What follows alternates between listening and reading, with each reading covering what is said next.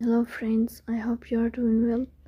Today we will talk about how to fix or how to solve the problem of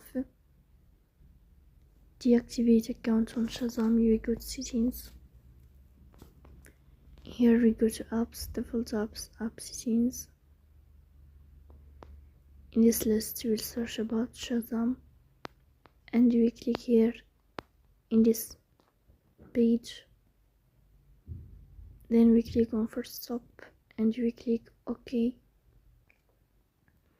Here you will enter to storage. Then we click on clear cache. Here we turn off your Wi-Fi and you will turn on your Wi-Fi again to fix that problem. So please don't forget to support us by like and subscribe. See you next time and thank you for your watching and your attention.